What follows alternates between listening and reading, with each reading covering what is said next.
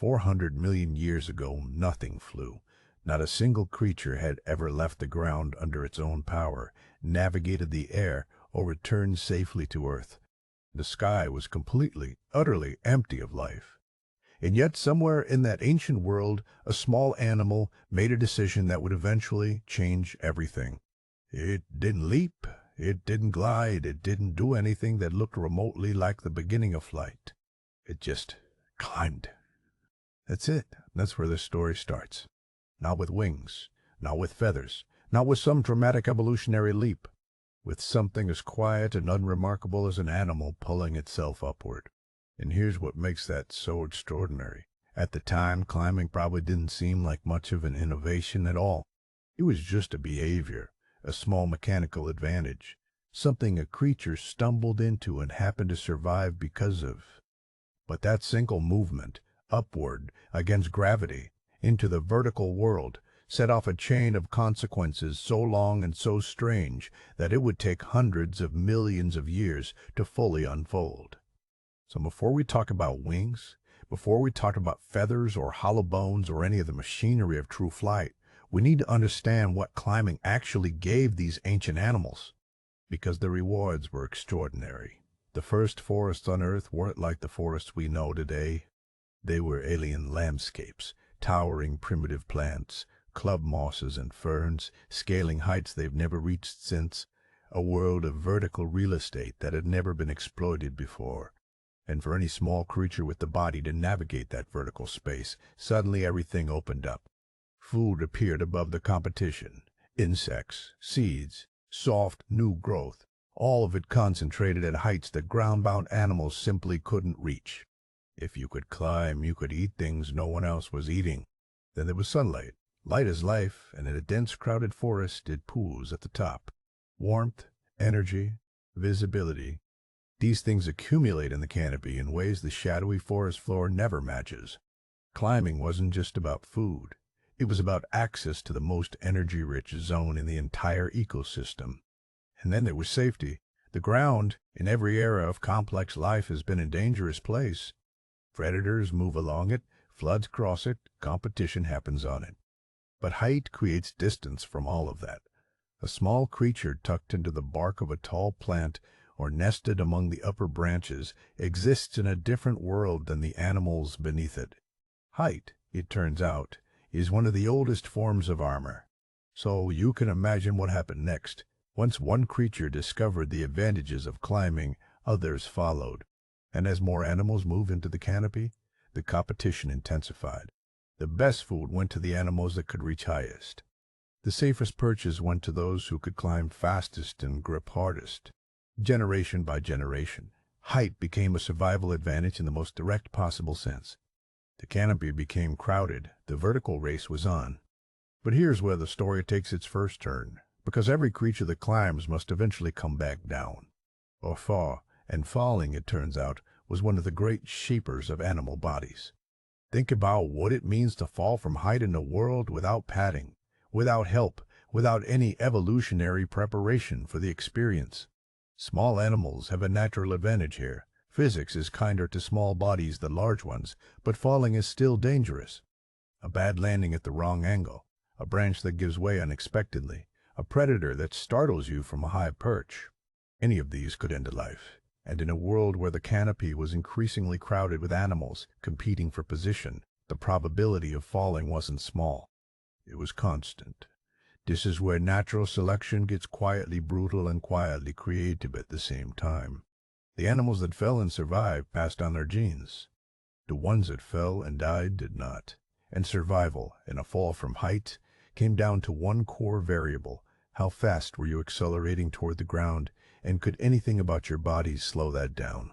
What the fossil record and our observations of living animals tell us is that certain body shapes do exactly this.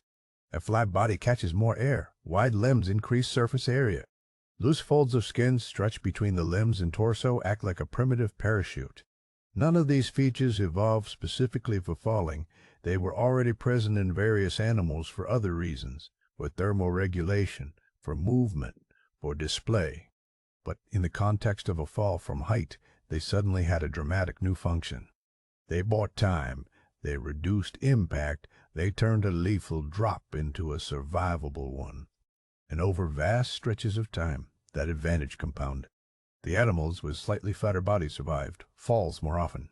The ones with broader limbs drifted a little farther. The ones with that extra fold of skin between their bodies and their legs arrived at the ground a little more gently. These weren't dramatic adaptations, they were marginal ones. But marginally better survival repeated across enough generations is exactly how evolution builds something new. What emerged wasn't flight. Not yet. Not even close. What emerged was gliding, and it's crucial to understand the difference, because gliding is not flight. Gliding is controlled falling. It's the art of negotiating with gravity rather than defeating it. A glider borrows height and converts it into horizontal distance, but the journey is always downward. You start high. You end lower. The whole enterprise depends on having altitude to spend. But here's what gliding represents in this story.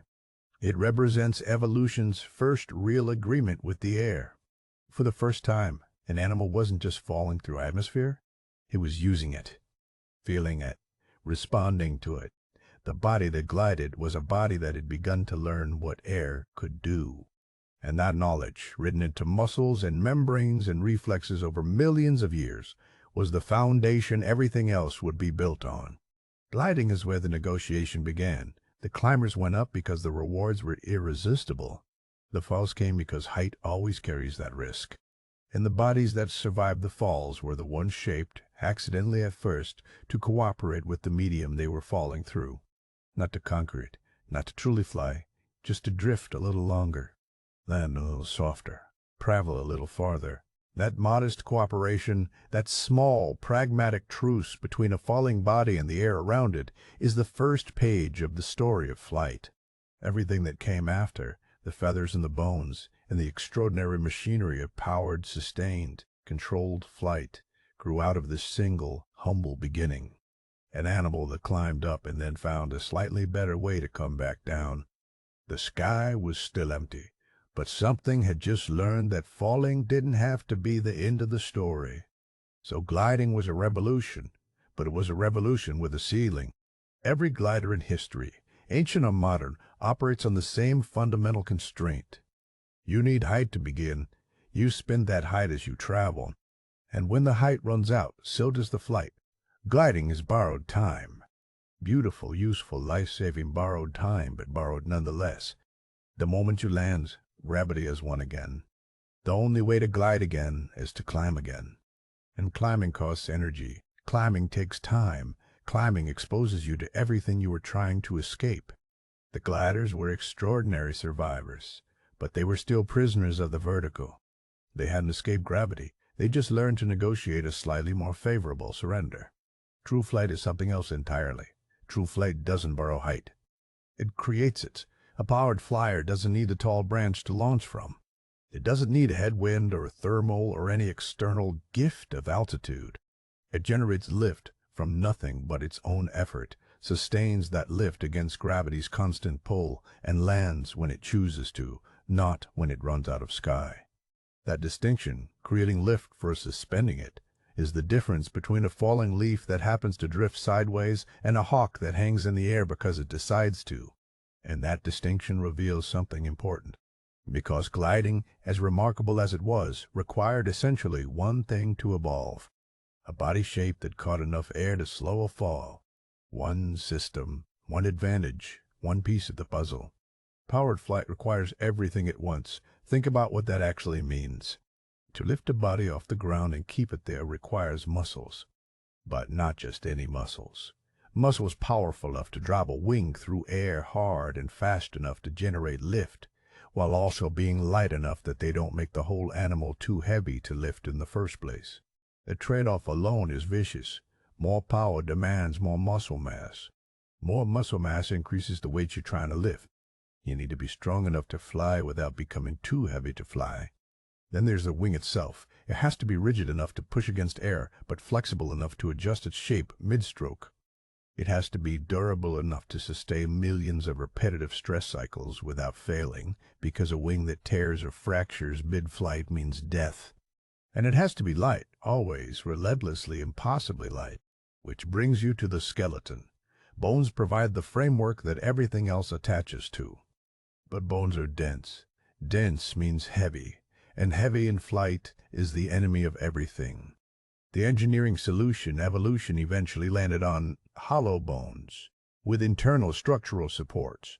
Thin as eggshell in places, strong as architecture, is so precise and so finely balanced that engineers still study it today. Too thick and the animal can't lift itself. Too thin and the bones shatter under the mechanical stress of a wing beat. And none of that mechanical precision does anything at all if the animal can't see where it's going. Flight happens fast. Obstacles arrive in fractions of a second.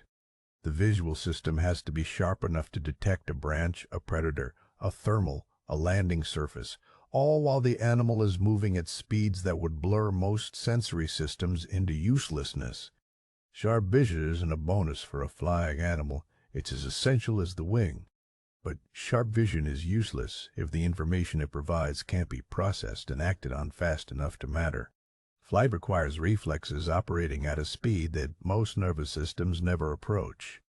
A bird correcting its trajectory mid-air, a bat pivoting around an obstacle in total darkness, an insect adjusting its wing beat angle in response to a gust. These are not conscious decisions. They're lightning-fast automatic responses, driven by a nervous system tuned to the specific demands of moving through a three-dimensional space at high velocity.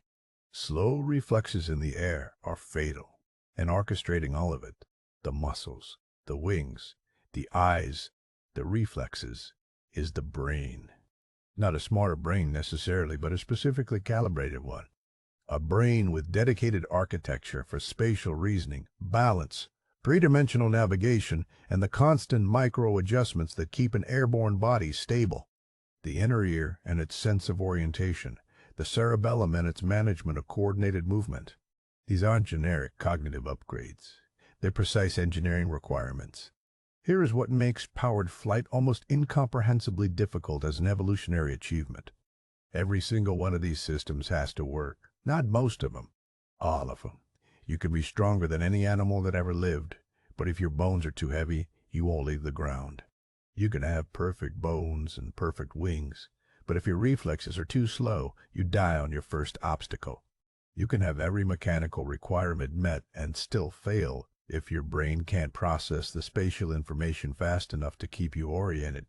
Flight is not a chain of useful traits where each link adds value independently. It's an integrated machine where every component depends on every other component, and failure at any single point means the entire system fails. Gravity is patient. Gravity is always there, and it wins the moment anything in that machine falls short, which makes the identity of Earth's first successful powered flyer all the more remarkable. Because when that breakthrough finally happened, it didn't happen in the biggest animal. It didn't happen in the strongest, or the most complex, or the one with the most sophisticated brain. The first true flyers were small. They were fragile by any ground-based standard.